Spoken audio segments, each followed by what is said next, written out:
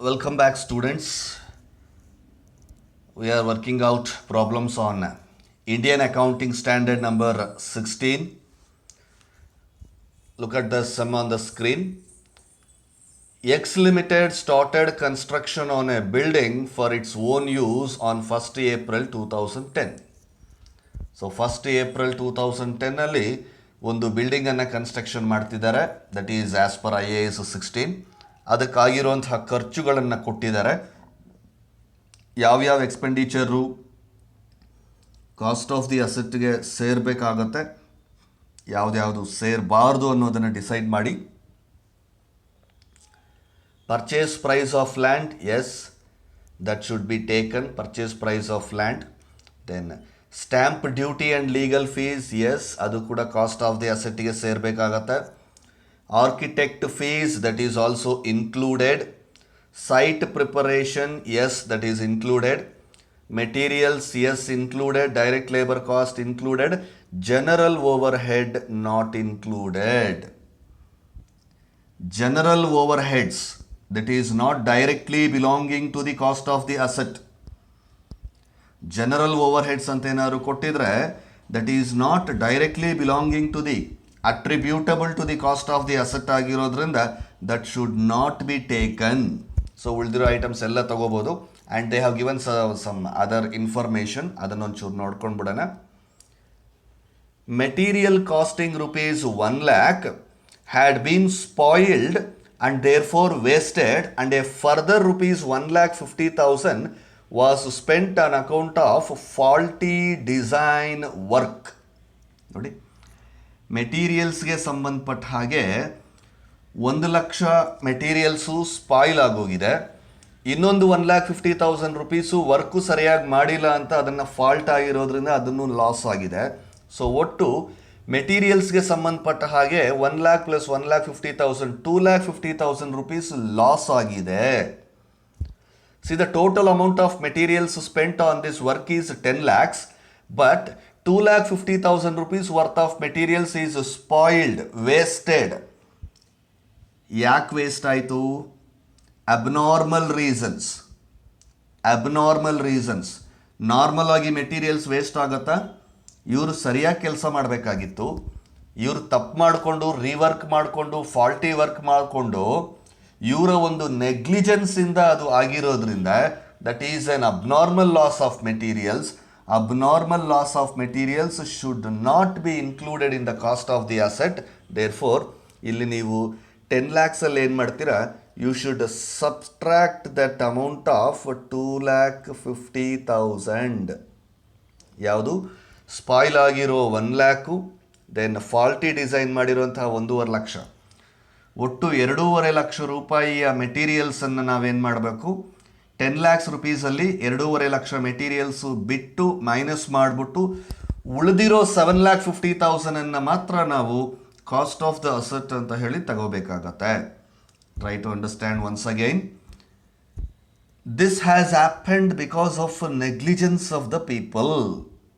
This is an abnormal loss. 2.5 lakh ರೂಪಾಯಿ materials loss ಆಗುತ್ತೆ, spoil ಆಗುತ್ತೆ ಅಂತ ಎಲ್ಲೂ ಇಲ್ಲ. It is not a normal thing, it is an abnormal thing. When it is an abnormal loss, that should not be considered as the cost of the asset. So ಅದನ್ನು minus ಮಾಡ್ಕೊಂಡ್ಬಿಡಿ. Then moving further, as a result of these problems, work of the building was stopped for 2 weeks during November 2010, and it is estimated that rupees 22,000 of the labor cost relate to that period. So ಇವ್ರು ಮಾಡ್ಕೊಂಡಂಥ ಈ ಕೆಲಸದಿಂದ materials faulty work ಮಾಡಿಕೊಂಡು spoil ಮಾಡಿದ್ರಲ್ಲ, ಇದರಿಂದ what happened? The work has been stopped for 2 weeks during November 2010. During November 2010, the construction work has been stopped for 2 weeks because of this negligence. So, 2 weeks they have paid a 22,000 rupees amount of labor. This is also happened because of abnormal loss, negligence of the people. So, ಆ faulty work ಮಾಡದೇ ಇದ್ದಿದ್ರೆ workers time waste ಆಗ್ತಿರಲಿಲ್ಲ. So ಅದರಿಂದನೇ ಇದಾಗಿರೋದು. This also should not be taken. ನಿಮ್ಮ where is that labour ಕಾಸ್ಟಲ್ಲಿ the 22,000 rupees should be subtracted. That should not be taken. ಅದನ್ನು less ಮಾಡಿಬಿಡಬೇಕು. Direct labour cost is given 4 lakhs, but you should not take 4 lakhs. ಆ work stop ಆಗಿರುವಂತಹ ಒಂದು ಪೀರಿಯಡ್ಗೆ 22,000 rupees ಏನನ್ನು ನಾವು ಸ್ಪೆಂಡ್ ಮಾಡಿದ್ದೀವಿ ಲೇಬರ್ಗೆ, that should be subtracted from that 4 lakhs and remaining should be taken. Then moving further, the building was completed on January 1st, 2011. January 1st, 2011. ನಾವು ಇದನ್ನು 2010 ಅಂತ ಅಂದ್ಕೊಂಡಿರೋದ್ರಿಂದ ದಿಸ್ ಇಸ್ 2011. ಸೊ ಏಪ್ರಿಲ್ 1, 2010ಗೆ ಶುರುವಾಯಿತು, January 1, 2011ಗೆ ಕಂಪ್ಲೀಟ್ ಆಯಿತು ಅಂತಂದರೆ from April to December that comes to 9 months. 9 monthsಲ್ಲಿ ಕಂಪ್ಲೀಟ್ ಆಗಿದೆ. has taken a loan of rupees 40 lakhs on April 1 for construction of the building. So ಇವ್ರೇನು ಮಾಡಿದ್ದಾರೆ, ಒಂದು 40 lakhs rupees ವರ್ತ್ ಆಫ್ ಲೋನನ್ನು ತಗೊಂಡಿರೋದು ಯಾವಾಗ, ಏಪ್ರಿಲ್ 1st, 2010ಗೆ. ಸೊ ಕನ್ಸ್ಟ್ರಕ್ಷನ್ ಕಂಪ್ಲೀಟ್ ಆಗಿರೋದು January 1, 2011. That means they have used that loan for 9 months on this building work. So that is qualifying asset as per IAS 23. I think you remember IAS 23 borrowing cost. Borrowing cost IAS 23 ಕೆಳಗಡೆ ಇದೊಂದು qualifying asset. ಇದು qualifying asset ಆದರೆ ನಾವು borrowing ಕಾಸ್ಟನ್ನು consider ಮಾಡ್ಬೋದು, calculate ಮಾಡ್ಬೋದು. The loan carried on interest rate of 8% per annum and is repayable on April 1, 2012. The loan carried an interest rate of 8% per annum. Repayable on April 1, 2012. But 2012ವರೆಗೂ ನಮಗೆ ಸಂಬಂಧ ಇಲ್ಲ. ಎಲ್ಲಿವರೆಗೂ ನಮ್ಮ ಅಸೆಟ್ ಕನ್ಸ್ಟ್ರಕ್ಷನ್ ಆಗಿದೆಯೋ ಅಲ್ಲಿವರೆಗೂ ಮಾತ್ರ ನಾವು ಇಂಟ್ರೆಸ್ಟನ್ನು ಕ್ಯಾಲ್ಕುಲೇಟ್ ಮಾಡಿ ಇದಕ್ಕೆ ಆಸ್ ಪರ್ IAS 23 ತೋರಿಸ್ಬೇಕಾಗತ್ತೆ. Calculate the cost of the building that will be included in tangible non current asset as an addition. When you are looking at this question, it is not a problem based on just IAS 16. ಇದರಲ್ಲಿ it is a combination problem including both IAS 16 and IAS 23. ಬರೀ IAS 16 ಮಾತ್ರ ಕೇಳಿದ್ದಿದ್ರೆ ನಾವು ಈ borrowing ಕಾಸ್ಟನ್ನು consider ಮಾಡ್ತಿರಲಿಲ್ಲ. But ಇವರು cost of the asset ಕೇಳಿರೋದ್ರಿಂದ IAS 16 ಪ್ಲಸ್ 23 ಎರಡೂ ಸೇರಿಸ್ಕೊಂಡು ಟೋಟಲ್ ಕಾಸ್ಟ್ ಆಫ್ ದಿ ಅಸೆಟ್ಟನ್ನು ನಾವು ತೋರಿಸ್ಬೇಕಾಗತ್ತೆ. Look at the solution for this problem here. ಅದಕ್ಕೇನೆ ನಾನು ಒಂದು ನೋಟನ್ನು ಮೆನ್ಷನ್ ಮಾಡಿದ್ದೀನಲ್ಲಿ. Only those costs which are directly attributable to bringing the asset in to working condition for its intended use should be included. ಅಸೆಟ್ಟನ್ನು working ಕಂಡೀಷನ್ಗೆ ತರೋದಕ್ಕೆ ಯಾವ್ಯಾವ ಖರ್ಚುಗಳೆಲ್ಲ use ಆಗುತ್ತೆ ಅದನ್ನು ಮಾತ್ರನೇ directly attributable. This word is very important. IAS 16 specific ಆಗಿ mention ಮಾಡಿರುವಂತಹ word ಅದು ಡೈರೆಕ್ಟ್ಲಿ ಅಟ್ರಿಬ್ಯೂಟಬಲ್. ಸೊ ಅದು ಮಾತ್ರ ತಗೋಬೇಕು. Administration and general cost cannot be included. ನಾನು ಆಗ್ಲೇ ಹೇಳಿದ್ನಲ್ಲ ನೋಡಿ, yes that should not be included ಅಂತ ಹೇಳಿದ್ದೀನಲ್ಲ. So that cannot be taken. Abnormal cost also should be excluded. Abnormal cost ಸಹ ತಗೋಬಾರ್ದು. ಯಾವುದು abnormal cost? Cost of spoiled materials and faulty designs R abnormal costs. 2,50,000 rupees worth of material abnormal cost faulty ಡಿಸೈನ್ಸಿಂದ ಅಂತ ಹೇಳಿದ್ವಲ್ಲ, that should not be included. Faulty ಡಿಸೈನ್ಸಿಂದ ಆಗಿರೋದ್ರಿಂದ that should not be design, it's an abnormal cost. Then the labor cost incurred during the stoppage is an abnormal cost and should not be included. Work stop ಆದಾಗ ಲೇಬರ್ಸ್ಗೆ ಕೊಟ್ಟಂಥದ್ದು, that's also an abnormal loss, that also should not be included.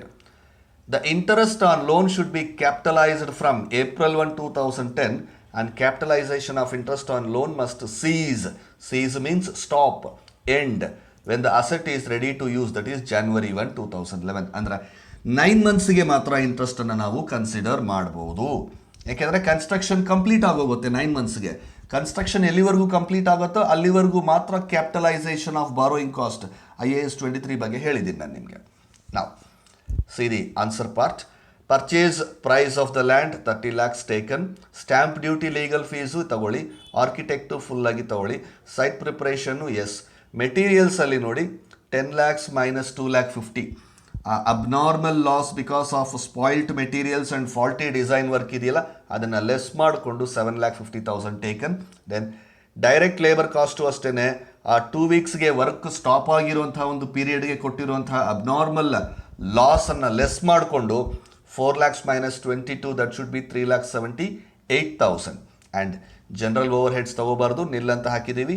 And interest 9 ಮಂತ್ಸ್ಗೆ calculate ಮಾಡಬೇಕು ಅಂತ ಹೇಳಿದ್ವಲ್ಲ. So 40 lakhs loan ಮೇಲೆ into 8% into 9/12, 9 ಮಂತ್ಸ್ಗೆ calculate ಮಾಡ್ತಿರೋದ್ರಿಂದ 9/12, so 2,40,000. And the total cost of the asset 48,18,000. 48,18,000 is the total cost of the asset as per both IAS 16 and IAS 23 included. ಯಾಕೆಂದರೆ ಇಂಟ್ರೆಸ್ಟನ್ನು ಸೇರಿಸಿ ಮಾಡಿದ್ದೀವಿ. IAS 16 ಮಾತ್ರ ಅಂತಿದ್ದರೆ ನಾವು ಇಂಟ್ರೆಸ್ಟನ್ನು ಸೇರಿಸ್ತಿರ್ಲಿಲ್ಲ. ಬಟ್ ಇಲ್ಲಿ 16 ಕೆಳಗಡೆ ಏನೇನು ಹಾಕಬೇಕು ಅದನ್ನು ತೊಗೊಂಡಿದ್ದೀವಿ, 23 ಕೆಳಗಡೆನೂ ತೊಗೊಂಡಿರೋದ್ರಿಂದ total cost of the asset to be capitalised. Don't mention any section, don't mention any standard here. Right, we'll proceed to one more simple sum here. ABC Limited is installing a new plant at its production facility. It has incurred these costs. Cost of the plant, cost per supplier's invoice plus taxes. So adanna tagobekagutte, yes. Then initial delivery and handling cost, that is accepted, that should be a cost of the asset. Cost of site preparation, yes, that will come. Consultants used for advice of acquisition of plant, yes, that will come. Interest charges paid to supplier of plant for deferred credit, this should not come. ಏನಿದು item? Interest charges paid to supplier of plant for deferred credit. ಅಂದರೆ ಇವರು payment ಮಾಡಿಲ್ಲ, machine ತೊಗೊಂಡಿದ್ದಾರೆ, plant ತೊಗೊಂಡಿದ್ದಾರೆ, ಸಪ್ಲೈಯರ್ಗೆ payment ಮಾಡಿಲ್ಲ, ಅವನಿಗೆ ಲೇಟಾಗಿ ಪೇಮೆಂಟ್ ಮಾಡೋದಕ್ಕೆ ಒಂದು ಚಾರ್ಜನ್ನು ಹಾಕ್ತಾ ಇದ್ದಾನೆ. ಕ್ರೆಡಿಟ್ ಕೊಡೋದಕ್ಕೆ, ಡೆಫರ್ಡ್ ಕ್ರೆಡಿಟ್ ಕೊಡೋದಕ್ಕೆ ಒಂದು ಇಂಟ್ರೆಸ್ಟ್ ಬಡ್ಡಿಯನ್ನು ಹಾಕ್ತಾ ಇದ್ದಾನೆ. ಸೊ ಅದನ್ನು ತಗೊಳ್ಳೋ ಹಾಗಿಲ್ಲ ಕಾಸ್ಟ್ ಆಫ್ ದಿ ಅಸೆಟ್ಗೆ. ಯಾಕೆ ನೀವು ಲೇಟಾಗಿ ಕಟ್ತೀರಾ? ಯಾಕೆ ನೀವು ಕ್ರೆಡಿಟ್ ತೊಗೊಳ್ತೀರಾ? ನೀವು ಕ್ಯಾಶ್ ಕೊಟ್ಟು ತಗೋಬೋದಲ್ವಾ, ಅಥವಾ ಇಮಿಡಿಯೇಟ್ ಪೇಮೆಂಟ್ ಮಾಡ್ಬೋದಲ್ವಾ? Why do you go for deferred credit? So that is your intentional mistake, therefore this should not be taken. Interest charges paid to supplier of plant for deferred credit is not an item as per Indian Accounting Standard 16. That is not allowed. That can be taken into the profit and loss account. Profit and loss account ಅಲ್ಲಿ ತಗೋಬೋದು interest ಅಂತ, ಇಲ್ಲಿ ತಗೊಳ್ಳೋ ಹಾಗಿಲ್ಲ. Then estimated dismantling cost to be incurred after 7 years. Dismantling cost ತಗೋಬೋದು. Then operating losses before commercial production. Operating losses ಅಂದ ತಕ್ಷಣವೇ ನೀವು ಇದನ್ನು ಐಡೆಂಟಿಫೈ ಮಾಡಿಬಿಟ್ಟು ತಗೋಬಾರ್ದು. ಆಪರೇಟಿಂಗ್ ಲಾಸ್ ಬರೋ ಥರ ನಿಮ್ಮನ್ನು ಯಾರು ಆಪರೇಟ್ ಮಾಡು ಅಂತ ಹೇಳಿದ್ರು? Operating losses before commercial production, that should go to profit and loss account. Operating ಲಾಸಸ್ಗೂ ಮಿಷನ್ಗೂ ಎಲ್ಲೂ ಸಂಬಂಧ ಇಲ್ಲ. ಮಿಷನ್ಗೂ ಪ್ಲ್ಯಾಂಟ್ಗೂ ಆಪರೇಟಿಂಗ್ ಲಾಸಸ್ಗೂ ಸಂಬಂಧ ಇಲ್ಲ. ನೀವು ಸರಿಯಾಗಿ ಅದನ್ನು ಆಪರೇಟ್ ಮಾಡಿರೋದಿಲ್ಲ ಅಥವಾ ಮಾರ್ಕೆಟಿಂಗ್ ಮಾಡಿರೋದಿಲ್ಲ. ಕಮರ್ಷಿಯಲ್ ಪ್ರೊಡಕ್ಷನ್ ಆದಮೇಲೆ ಆದರೂ ಸರಿ, ಕಮರ್ಷಿಯಲ್ ಪ್ರೊಡಕ್ಷನ್ಗಿಂತ ಮೊದಲಾದರೂ ಸರಿ, all kinds of operating losses should not be taken. And ಇನ್ನೂ ಒಂದು ಸಿಂಪಲ್ಲಾಗಿ ನೀವು ಜ್ಞಾಪಕ ಇಟ್ಕೋಬೇಕಾದ್ರೆ, ಇಲ್ಲಿ ಬರೀ ಎಕ್ಸ್ಪೆನ್ಸಸ್ಸನ್ನು ತಗೊಳ್ತೀವೇ ಹೊರತು, ಕಾಸ್ಟ್ ಮತ್ತು ಎಕ್ಸ್ಪೆನ್ಸಸ್ಸನ್ನು ತಗೊಳ್ತೀವೇ ಹೊರತು ಲಾಸಸ್ಸನ್ನು ತಗೊಳ್ಳಾಗಿಲ್ಲ. So this is a loss. ನೇಮಲ್ಲೇ ಹೇಳ್ತಿದ್ದಾನೆ ಆಪರೇಟಿಂಗ್ ಲಾಸಸ್ ಅಂತ. Losses cannot be capitalised in the cost of the asset. Only expenses incurred on that asset to bring that asset to the working condition ಅಂತಿದೆಯಲ್ಲ, ಆ ಒಂದು ಅಸೆಟನ್ನು build ಮಾಡೋದಕ್ಕೆ, ಅದನ್ನು ಒಂದು working ಕಂಡೀಷನ್ಗೆ ತರೋದಕ್ಕೆ ಆಗುವಂಥ ಎಕ್ಸ್ಪೆಂಡಿಚರ್ಸನ್ನು ನೀವು ಕ್ಯಾಪಿಟಲೈಸ್ ಮಾಡ್ಬೋದೇ ಹೊರತು ಅದರಿಂದ ಆಗುವಂಥ ಲಾಸಸ್ಸನ್ನು ನೀವು ಅದನ್ನು ಕ್ಯಾಪಿಟಲೈಸ್ ಮಾಡೋ ಅವಶ್ಯಕತೆ ಇಲ್ಲ. So operating losses are not allowed. So ಈ ಒಂದು ಕ್ವಶನಲ್ಲಿ ಯಾವ್ದು ಬರೋದಿಲ್ಲ ನೋಡ್ಕೊಳ್ಳಿ. Interest charges paid to supplier of plant for deferred credit should not be taken. Operating losses should not be taken. Please advise ABC on the cost that can be capitalised in accordance with Indian accounting standard number 16. So specific ಆಗಿ 16 ಅಂತ mention ಮಾಡಿದ್ದಾನೆ. Therefore Let's see the answer for this. Cost of the plant 25 lakhs, initial delivery handling, yes.